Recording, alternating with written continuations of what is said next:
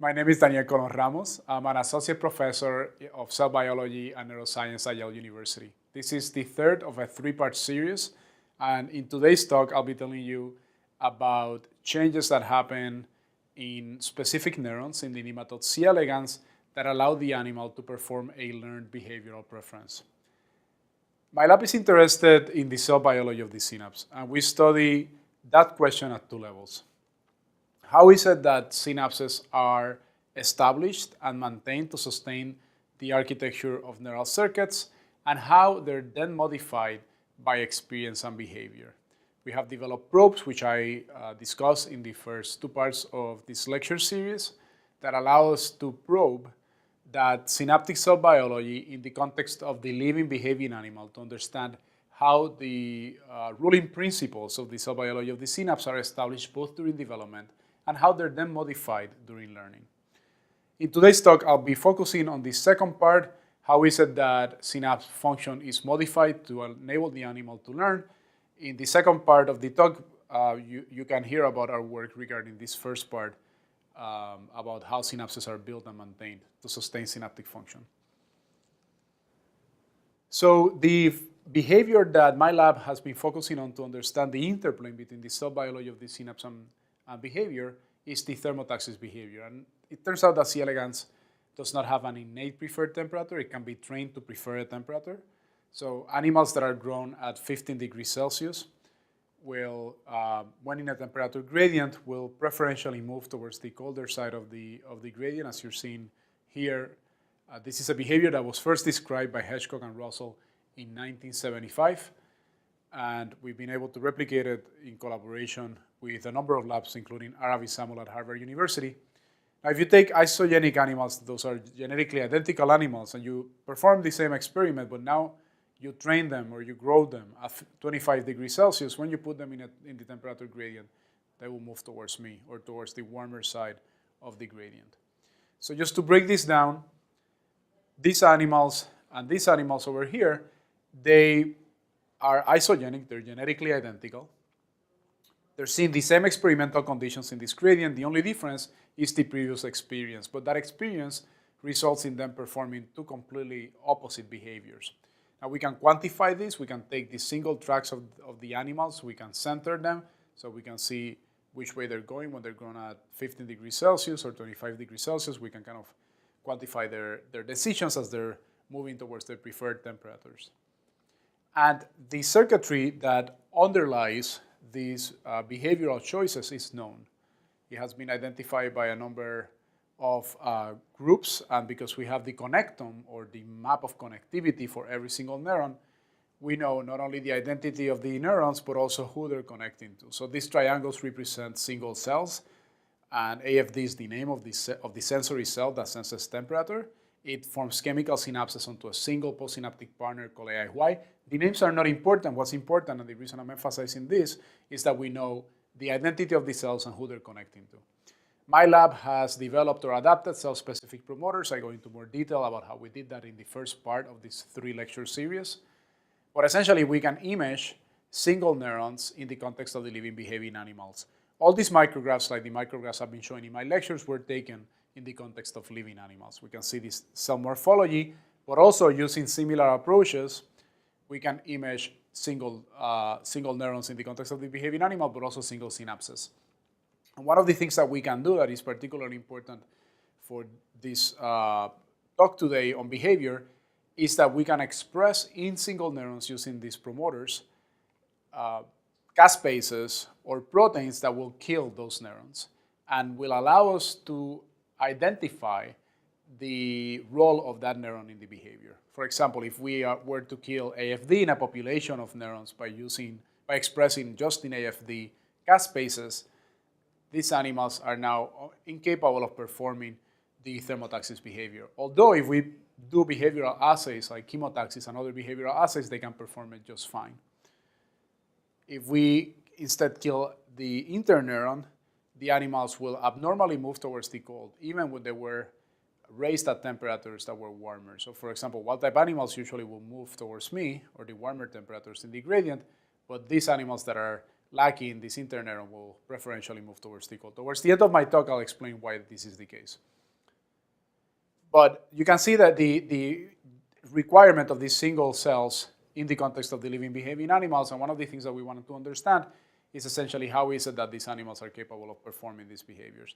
So I'll first focus on the sensory cell, and I'll tell you about some of the work that we have done to understand what the sensory cell is responding to. This work is actually a corroboration of work that other groups have done. They were first shown by other groups.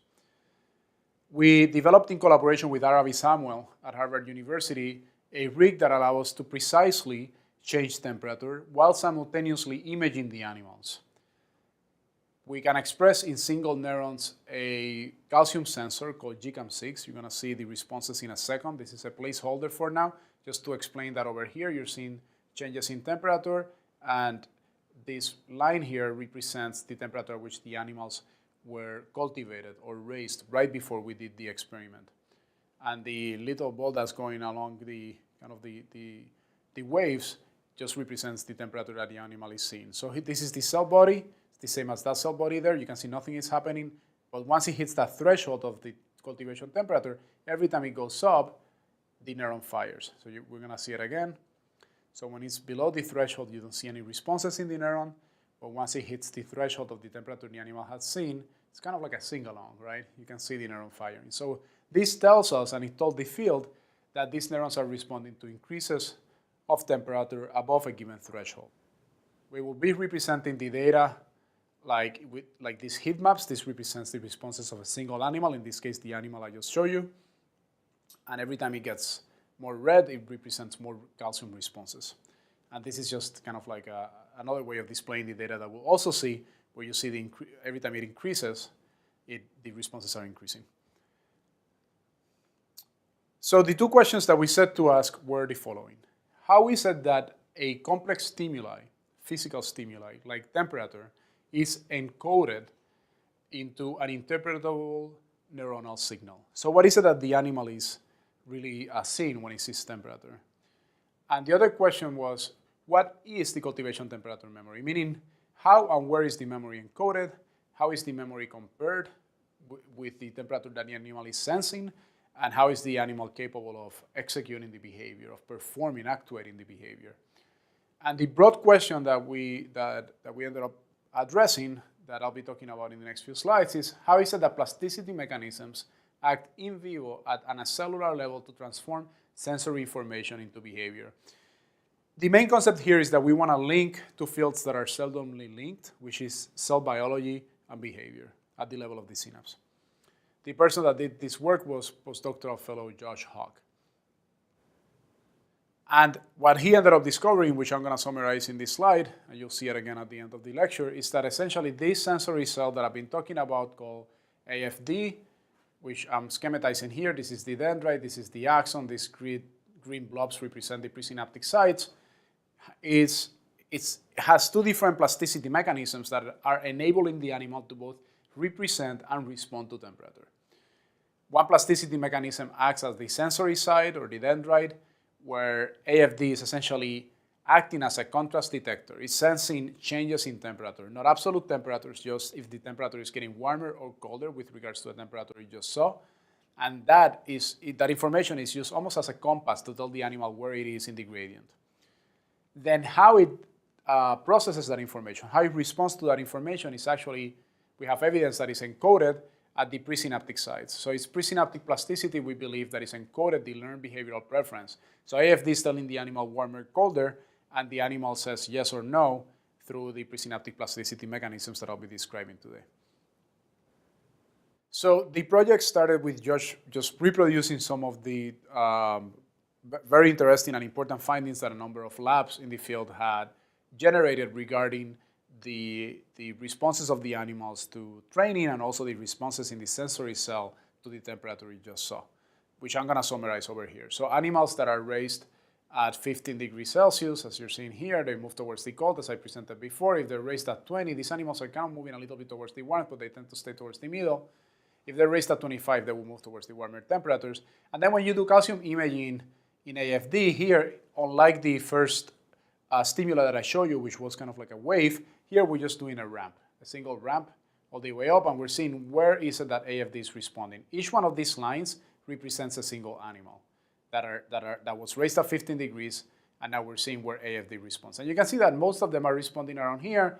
If you actually, this is the aggregate response over here, and if you actually look, it is, if you follow the line here, it's about 15 degrees or 16 degrees that it's responding to. So that's the threshold. So it's responding to above that temperature. You do the same experiment, you're gonna see, but now the animals are raised at 20 degrees, you're gonna see that they're gonna start responding a little bit further to the right side of the screen, closer to me, which corresponds in the curve closer to 20 degrees. And the animals that were raised at 25 degrees are gonna respond even further this way. You see all this blue represents no responses, but then these animals are starting to respond, and that corresponds to about 25 degrees right there. All right, so this type of data suggested that these responses represent the preference. It represents where the animals want to go, and that was very exciting. So because AFD responses correlate with the temperature memory or the temperature preference, and that was a prevailing hypothesis in the field that a number of groups, including us, thought to be true. Now, this is another way of representing that data. So these are the three aggregates, animals that are grown at 15, response around 15 or 16, 20, response around 20, and 25, respond about 22 or 20, 24, 25 degrees. So, but the problem was that there were other data in the field also showing that AFD was able to quickly adapt to temperature changes. So this is represented here. This is electrophysiological data from Miriam Goodman's lab, although the group from Piaulis and Gupta had also seen this with calcium imaging. And very briefly, what you're seeing here are the responses as they're changing the temperature, which is color-coded. And if the animals are held at 18 degrees, they respond like this. But if they're held for about 2 minutes at 23 degrees, all of a sudden you can see this shift from here to here. So it moves a little bit to the right, suggesting that the sensor itself is adapting its temperature responses. So what does this mean then? Is it the memory, or is it quickly adapting to temperature? And that is the question that Josh said to answer. What is AFD sensing, and how does it relate to the memory of the animal? To do that, he did the following experiment, which this looks like a complicated diagram, but it's not. It's very simple. Essentially, what you do is that you deconvolve the temperature that the animal is seeing before the experiment from the temperature that it was raised at. So you can raise animals, you train them at these 3 different temperatures, but instead of just immediately testing them like it was done before, now you move them all for 30 minutes to 20 degrees. So the temperature they see right before the experiment is not the temperature that they were trained at, but the 20 degrees Celsius temperature. And now we know that then you can either perform thermotaxis experiments or you can do calcium imaging, which is what is represented here. Now we know from previous experiments that were done 40 years ago that if you hold animals for 30 minutes at a different temperature, they will still perform like the training temperature, which we reproduced here. So if you raise them at 15 degrees over here, and then you move them to 20, the animals will still move towards the colder temperatures. If you raise them at 25 and then move them to 20, they will still move towards the warmer temperature. So the memory really correlates or corresponds to the training, not to the adaptation. This was known before, and we reproduced it. Now the question is, what is AFD responding to? Is it responding to the training or the adaptation? And when we look at the responses, this is again the behavior I just showed you, when we look at the responses of AFD, to our surprise, we saw that all of these animals, although they're performing different behaviors, when you look at the responses, they're essentially the same. They're all responding, and here you can see the aggregate, they're all responding to about 20 degrees. They're responding not to the temperatures that they were trained, but to the temperature they were held at before the experiment. So essentially, they're adapting very quickly to the temperature that they see right before they're tested. So then we wanted to know how quickly are they adapting?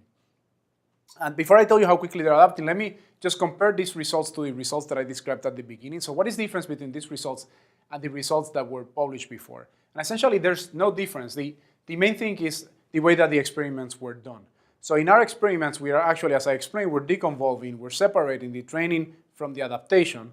So we're separating the temperatures that they saw when they were training for hours from the temperature they saw right before the experiment, and that's why you get this result that we see here. In the experiments that were published before, they were always held at the temperatures at which they were trained, so they're still responding to the temperature they see right before the experiment. It's just that people thought that temperature corresponded to the training temperature because that's the temperature they were at when trained, but it was also a temperature they were at right before the experiment, so that's why they saw these differences. So how fast are they adapting?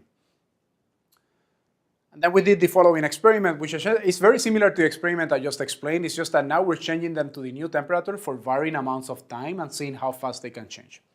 And then we do the calcium responses in AFD. And this is, okay, so here I'm showing 3 graphs at 3 different conditions, like held at, cultivated at 15, then switched to 20, 17, 22, 20, 25. And I just want to draw your attention to no matter what the absolute temperature is, the curves are very similar. And if you actually look at the time constants, the taus, they're within like 1 or 2 minutes. So within 1 or 2 minutes, AFD is essentially completely resetting to the new temperatures that it's looking at. So this cannot be the memory because the thermotaxis behavior takes hours to reset. This is an experiment done by Russell and Hedgecock in 1975 where they saw that this here in this axis is hours. They saw that it takes about 4 hours for the animals that have been trained to go towards the warm to reset and go towards the cold and vice versa. It takes about 4 hours. So, and this takes 2 minutes. So this cannot be the memory. So here, as a way of a summary, so we can get to the part of the lecture where I actually talk about the memory, I'm just going to tell you what AFD is doing according to our work and also consistent with published studies from other groups. AFD is not sensing absolute temperatures, it senses changes in temperature. It tells the animal if it's going warmer or colder. It adapts very quickly, and that allows the animals to keep a dynamic range of sensory capacity over a gradient. And it responds to the just experienced temperature. It doesn't respond to the previous memory that the animal was, to the temperature preference that the animal was trained to like. The sensory mechanisms used by this cell to respond to temperature and to sense temperature are actually summarized here, and they were identified by a number of labs through molecular genetic studies. One of the things that I always found surprising as a researcher working in C.elegans was that C.elegans wasn't using in this neuron trip channels to sense temperature. But now that we understand what this neuron is responding to, it makes more sense that it uses these guanylyl cyclase receptors and cyclic GMP-dependent mechanisms. Because if you actually look at the molecular pathways used by AFD to respond to temperature, they're reminiscent of those used by photoreceptors. So photoreceptors sense changes in light, they're contrast detectors, and they use cyclic GMP as nonlinear amplifiers, and that's essentially what AFD is doing. It's sensing changes in temperature, and it's using cyclic GMP as a nonlinear amplifier, using molecular mechanisms almost identical to those used by photoreceptors. And it makes sense that it doesn't use strip channels because strip channels respond to temperature ranges rather than relative temperature changes, which is what AFD is responding to. If you're interested in AFD temperature responses, I suggest looking at Pialis and Gupta's recent work and also a number of other labs that I have cited here that talk about the molecular mechanisms that they have identified in the past 20 years regarding the ability of AFD to sense temperature. But I'd like to move on now to where the cultivation temperature memory is, which is the other part of these plasticity mechanisms that the animal is using. So to do this, we decided to examine the calcium responses in the postsynaptic neuron. So AFD has a single chemical synapse that it forms onto a neuron called AIY. I've been showing you this experiment here.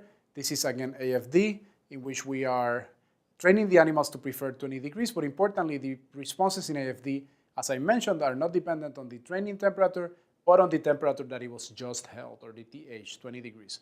So as we increase the temperature, the animals respond around 20 degrees, which was the temperature at which it was just held. When we look at the AIY responses, we observe that it's also responding around 20 degrees, but the response frequency is less than that seen for AFD. We know that these are responses that are emergent from AFD because we can eliminate AFD and get rid of those responses. So these are experiments in which we are expressing the calcium indicator in AIY and expressing caspases that are eliminating AFD in the living organisms, and we see that there are no responses in AIY, none of these responses that we were previously observing. Here I'm going to summarize the responses that we see in AIY due to temperature. So in postsynaptic AIY, which I'm pseudo-coloring in blue throughout my presentation, we see that there are multiple temperature responses. I'm just going to be focusing on one of them, this one, which is AFD dependent.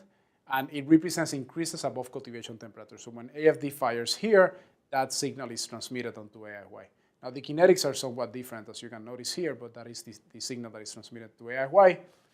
And that signal is similar in terms of timing to that of AFD and also dependent on AFD. Although we, as I mentioned, we see less response frequency in the AFD responses, in the AIY responses as compared to the AFD responses. So the sensory cell responds much more robustly across different animals than the AIY, where, for example, these animals here were not really seeing responses. So we decided to look at this at different cultivation temperatures. And again, the experiment that we're doing here is that we're training these animals at 20 degrees, and then we move them. In this case, we're moving them to 20 degrees, so we're keeping them at the same temperature.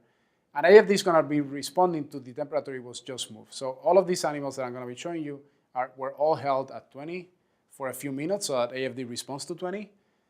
But they were trained at different temperatures, 25, 20, 15. I'm going to be showing you the 15 and 25 in a second. Here are the 20-degree ones, and we see few response frequency in AIY.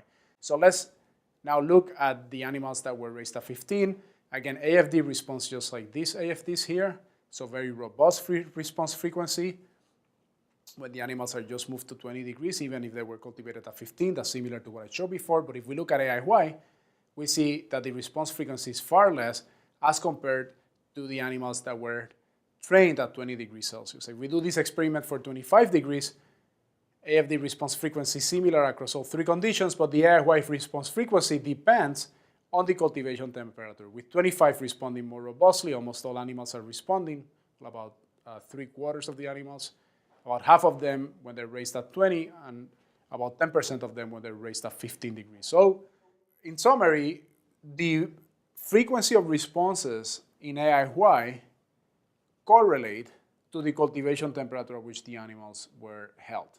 And this is in the postsynaptic neuron to the sensory cell. The sensory cell is responding the same, but the postsynaptic neuron is responding less or more depending on the cultivation temperature. But this is a correlation, so we wanted to see if this correlation held water.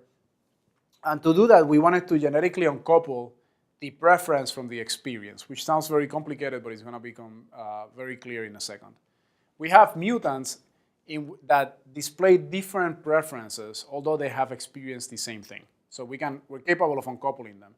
So this is, for example, a gain of function in a kinase called protein kinase C. When you have that gain of function mutation and you express that overactive kinase just in AFD, you don't affect, I'm not showing this data, but I'm telling you that you don't affect the sensory ability of AFD, but you affect the preference of the animal. Now the animals are always going to be cold, even if they were cultivated at 20 degrees.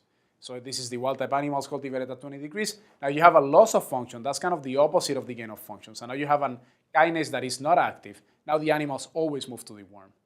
And this is not affecting, again, the sensory cell. It's affecting something else I'll show you in a second, which is the synaptic communication with the postsynaptic partner.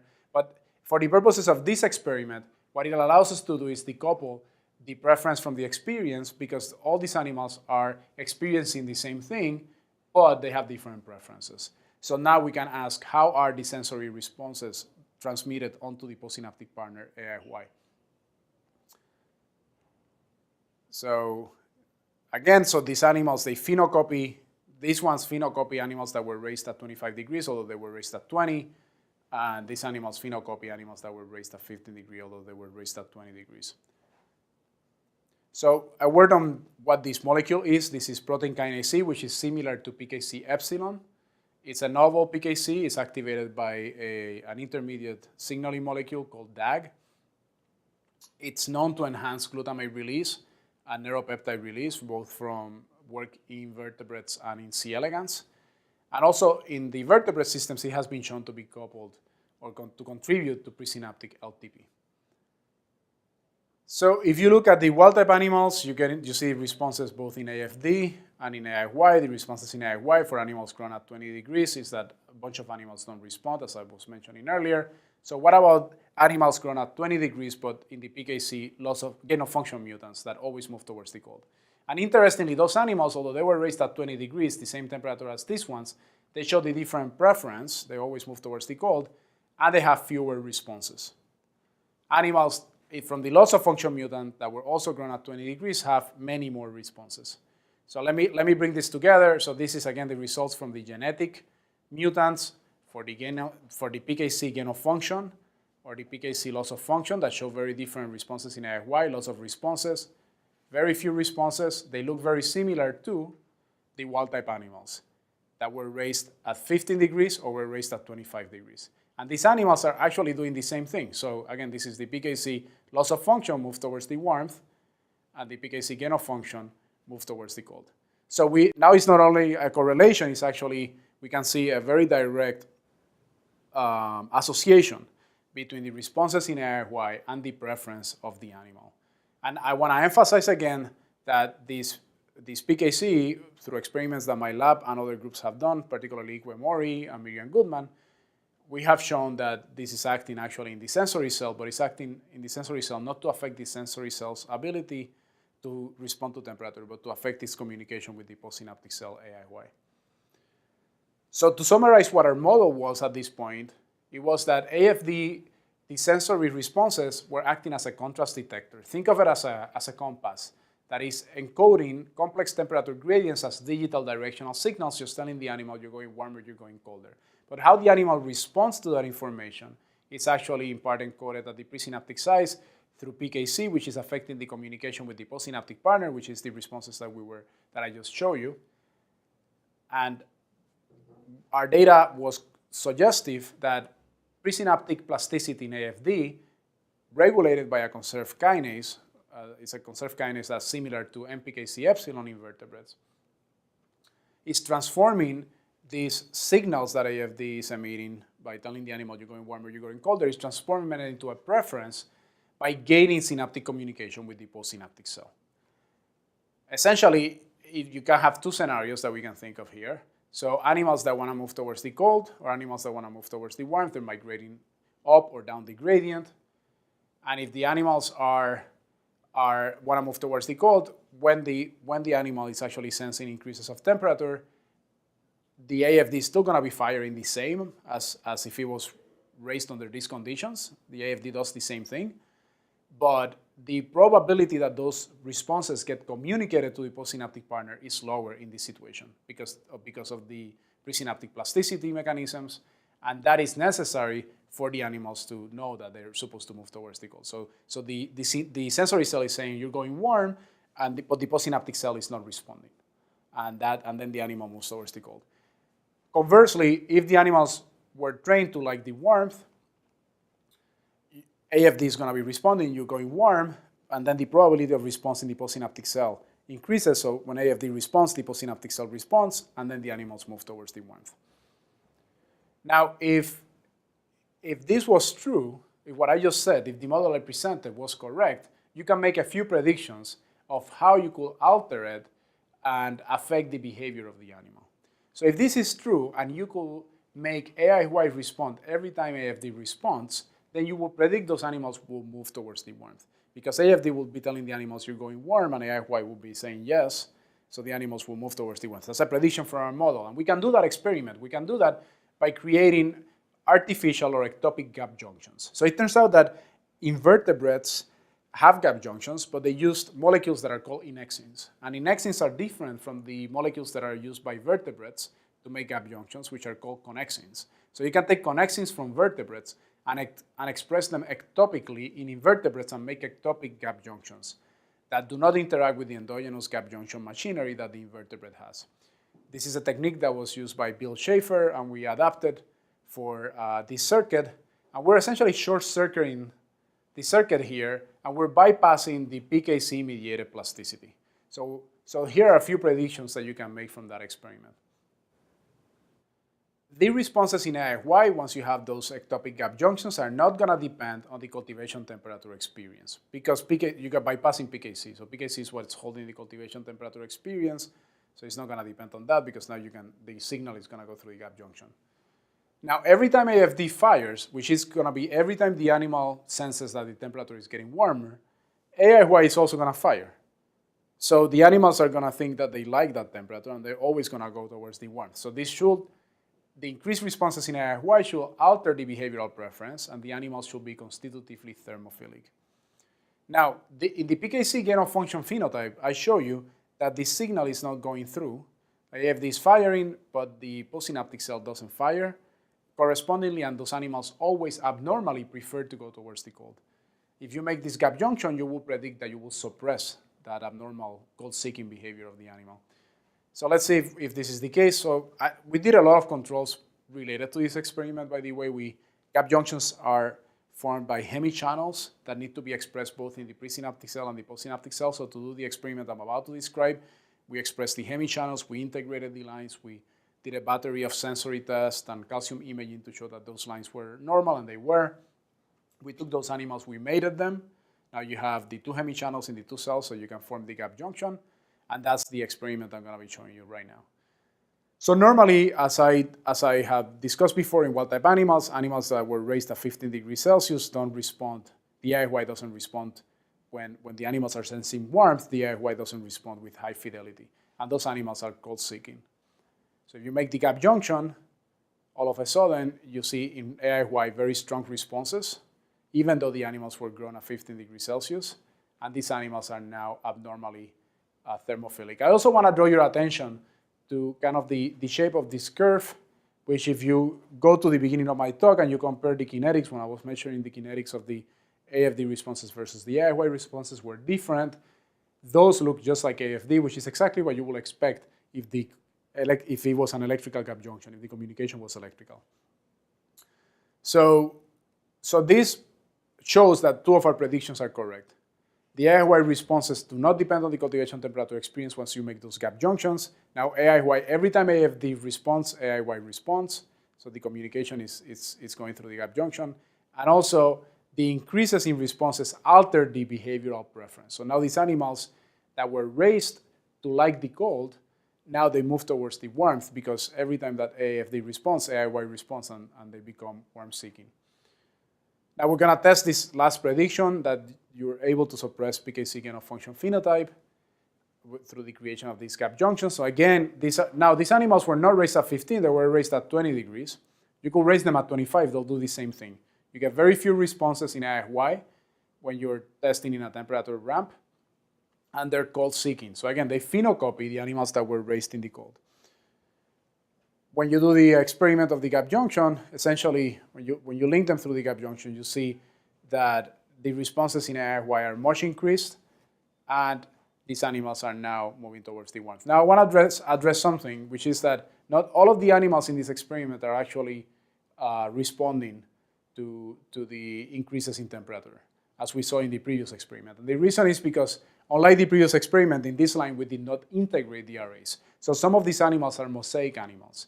So we actually use this to our advantage. For example, here you can note these animals here, which are actually moving towards the cold instead of towards the warmth. When we isolate those animals, we observe that those animals, and we've done this now over a dozen different times, those animals, unlike its siblings, are not carrying the array in both the AFD and the AIY responses. So they serve as a control to validate the point that I'm making. That is, when you have those gap junctions, that you actually get this type of responses, and you make the animals move now towards the warm side all the time. So to summarize, our model or our data, so just a model, which is the following.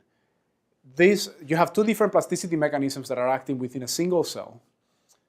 One of them is a sensory adaptation mechanism that allows the cell to take sensory-rich information like temperature and turn it into kind of like a digital signal, like a contrast detector, like yes or no, you're going warmer, you're going colder type of response.